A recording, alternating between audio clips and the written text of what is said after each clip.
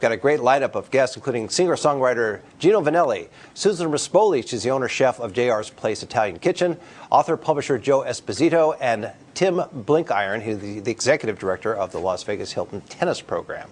And my first guest is none other than Gino Vannelli, who's going to be headlining at the Las Vegas Hilton coming up very shortly, Gino. November 9th at 7 p.m. And welcome to Lunchtime with Ira. It's good to be here, Ira. Thank you. Appreciate you coming by.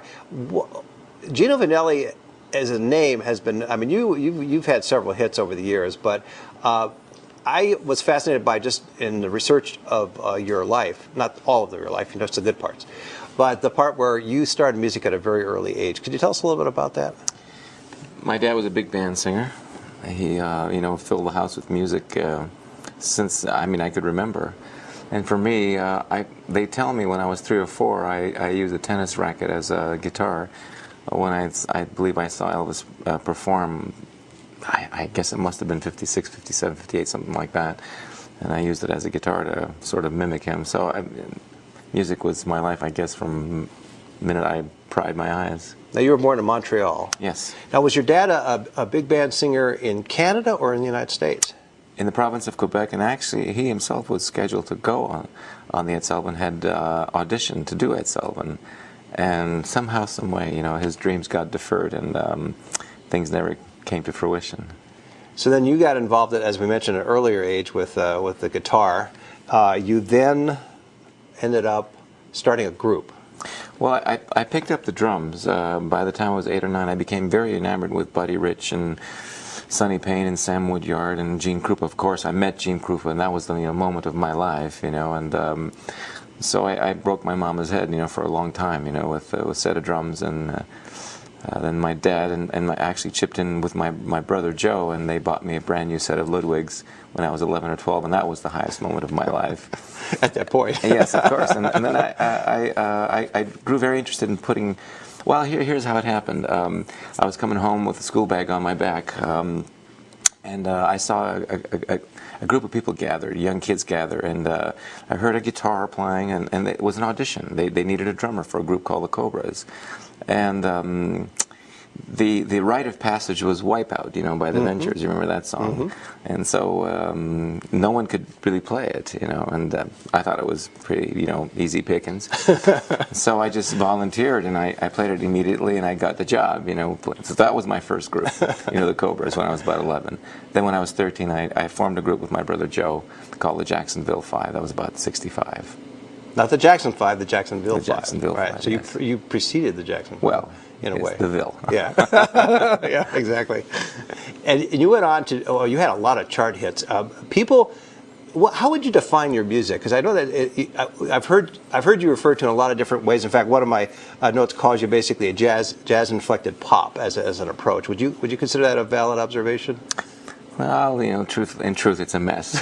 It's a mix more than a mess, all right? Kind of everything? I like everything, and I think, for me, the most interesting musics were always musics that really, were confluences, of influences.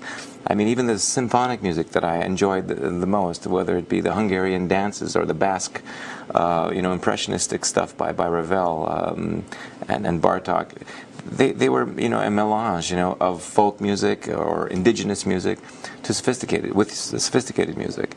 And I thought, as a child, I really loved the idea that jazz and pop and would fuse together, even with a little bit of Latin. And I mean, in the early days, Tito Rodriguez, was a very, very hot Latin artist. I believe they were from Mexico or Nicaragua. I'm not sure where. But they employed really, really, great salsa with jazz chords and harmonies and inflected singing that was jazz reminiscent. So I thought, at a very early age, that fusion was the way to go. And fusion is now accepted as a musical genre, but you pretty much... No, fusion to me is really, you take whatever it may be. If you mix bluegrass and jazz, or you mix whatever it is and whatever it is, that's what I mean. No, I agree. That's what I'm saying. In a generic sense, fusion is thought of as something relatively new, and you were doing it in the 70s. Well, yes. I mean, like I said, it's really nothing new. People have had fused music, since time immemorial. So how do you balance your time? I know you're performing all over the world, but do you also take time out to come up with these different elements of music or do you have the time to do that Of when course, you're performing? you keep listening. All right. You keep listening, you keep reading. And you, well, I spent, 2 years ago I decided well, 2.5 years ago I decided to move to Holland for a period of time. So I just packed my bags and I went to Holland and I rented a place and I just bummed around, and I was, basically Bohemia Central, where I lived, and just went to concerts and went to shows and went to clubs and watched and listened to musicians in that whole region of the world, and became really enamored with the creativity that was going on, in different parts of the world. And lo and behold, after a few months of just listening and listening, I got something brewing within me, and came up with a whole new CD, a whole new thrust. Now, do you incorporate, whenever you come up with a new CD, do you incorporate that then into your stage performance? Oh, yeah. Well, yes, I'm starting to now, because the CD is just about finished. Mm-hmm. Do you have a title for it? I've got 3 titles, and I'll let you know which one I pick. Okay, but they can go to GinoV.com and find out about it. So, yes. Okay. It's an interesting project because for the first time I decided to write a book of poetry, and I thought I wasn't going to write any songs. And then I felt that some of the poetry would lend itself to some music. And so I started putting some music to the poetry, and lo and behold, a very different kind of album for me. So it's 40 or 50 poems with about 12 songs on it. And I don't know, I thought it was time to do something like that. And I also went really old school with it in 2 other ways. Live band, and just very small combo, 4 or 5 players the most on the record. And what's the most old school about it is that I took it on the road before I recorded it. And I found, the European... That is the reverse of yes, what it usually is. does. And I tell you, I don't know if I took a chance or not, but the European audiences, for about 6 months to a year, were very patient with me. I'd go on stage and they'd expect all the songs that most people expect, and I'd say, well, I'm sorry, but I'm going to play you an entire CD tonight that you've never heard before. And they were okay with it. They were very okay. They were very patient, especially the Italians. They were good. They wanted People Got to Move, and you were going to play them this new CD. Yeah, and I played at least 6 to 8 songs from the new CD, so they were very patient. And for me, it was a remarkable experience to see what worked. Mm-hmm. In fact, sometimes we take the song again, we'd redo the song live again, and ask the audience what they thought the second time. The same audience. Song, yeah. Oh. Yeah. So they were involved. Yes, absolutely. So do you give them credit at the on the CD? I will. You will. The audience at such and such helped reshape the song. I definitely will. That is a rather. That's courageous, because you're asking for comment on your creative work. Yeah. From the audience. Yes, of course. And you're willing to change it if they don't care for it. Well, you kind of you almost don't even need to ask them, because you can really sense what they kind of respond to a lot more, a lot better, and then sometimes you realize some of it is just purely sensational or visceral, and you have to really be able to cut through that, because when you get to the studio, you can't really capture what you capture live per se, but you can capture the essence of it, and the kinks being worked out, like structure and lyrics and harmonies. That was the main reason why I did it.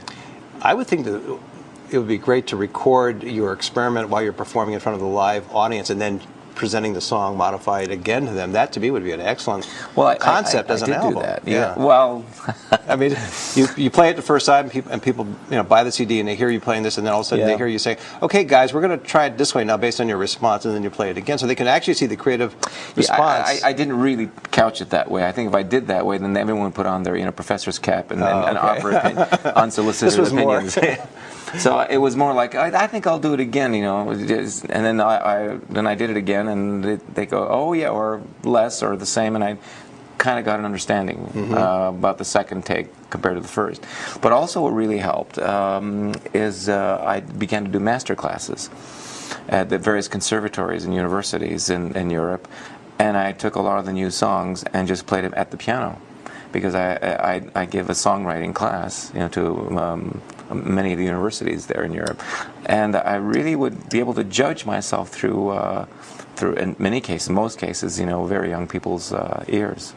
You sounds like to me that what you're doing is, as a creative person, that you are certainly not resting on your laurels and your chart hits, but widening, if anything, your input by teaching, by working with the audience, etc. Am I right in terms of that? I had this argument many years ago with agents and managers who really were looking to box me into what I had done in the late 70s and the 80s and say that's who you are and do it and people will pay to go see you do it.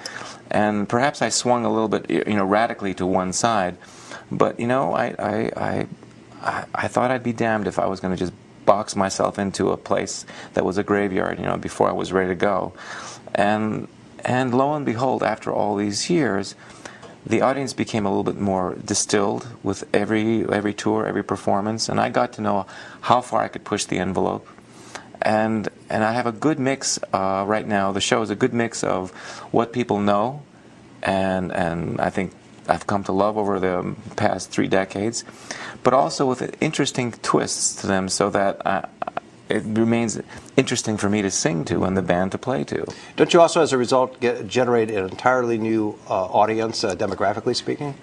This is really so. And playing all over the globe, I can really attest to that.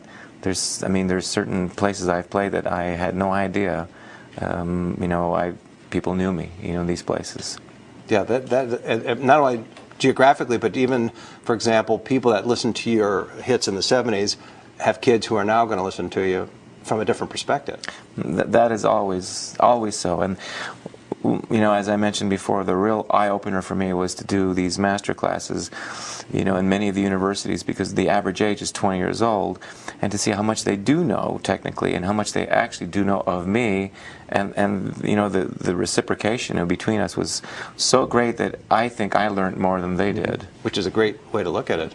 I just have to ask you one quick question relating to the past, though, with the story about Herb Alpert and A&M Records.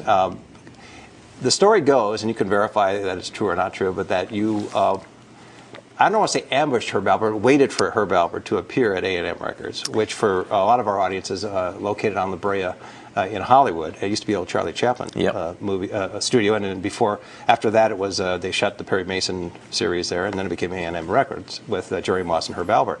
So you wanted to have a meeting with Herb Alpert for the label A&M, and I guess you waited patiently until at some point he showed up. Well, I have to preface it a little bit by saying that I had tried my hand at getting a record deal. Well, first of all, I came off a record deal when I was 17 or 18 in Canada with RCA Victor, and then I lived off and on in New York for 2 years trying to really connect there. Almost did, but didn't quite. I went back to Montreal and put a group together with my brother Joe and brother Ross. Saved up as much money as we could, built up a little studio. Then we had demos in our hands, 4 or 5 songs, and we had enough money to last for, I believe it was 3 months. And we stayed in a little place, I think it was called the Orange Motel or something like that. It was $5 a day. And we knocked on all possible doors, and we had $5 left, literally, and we had to leave the next day, and it was 2 days before Christmas. And Joe said, well, next time. And I said, I'm not going home without a record deal. And he said, well, I'm sorry. He said, but you're going to have to beg, for money. My mother had made an error of sending some extra money to Hollywood, Florida instead of Hollywood, California. So we were really kind of screwed. So I just thought, desperate measures. There was I believe it's an Episcopalian church on Sunset Boulevard, and I woke up early that morning and spent 4 hours in that church just meditating, just trying to, and then I actually fell asleep in the church. I was so tired. And I woke up knowing exactly what to do. And so I just took my guitar and I grabbed my brother. I said, follow me. And we just stood outside the gates of A&M Records. And Johnny the guard, I remember at the time, was in his little tower, came down from his tower and said, what are you guys doing here? I said, nothing, we're waiting for a friend. He said, remember, he said, this is private property. You cannot cross these gates. I said, I know. He said, remember? I said, I remember. We were there 2, 3, I believe it was going around 2 o'clock. We'd been there since 11 hours. So after the 3rd hour, lo and behold, Herb Alpert, I see Herb Alpert with his dark, shiny hair crossing the parking lot of A&M Records, and I gave my brother my guitar. I said, this is it. And I just ran through the gates. And you didn't get shot by the guard? Well, he took out his gun, and he was chasing me, so I didn't know, what he was going to do. It seems that Herb Alpert, his wife, Lonnie Hall at the time, was a near kidnapping anyway, so he was a little bit touchy, needless to say. So I just grabbed him by the arm and said, Herb, and he was a little bit shocked, and I think something in us connected immediately. And he asked me to come back, and half an hour later, and within a half an hour, I had a record deal. And well, that's an amazing story. And when I started recording, immediately after, a month later, I was in the studios and recorded 7 albums for them. Absolutely amazing story. Gino, thanks for being on the show. My pleasure. I appreciate it. Gino Vannelli, ladies and gentlemen, he's going to be at the Las Vegas Hilton, headlining November 9th at 7 p.m. And then for more information on Gino's schedule or his new CD, just go to GinoV.com. That's GinoV.com. Coming up next, Susan Rispoli. She's owner chef of JR's Place Italian Kitchen. This is Lunchtime with Ira. We'll be right back.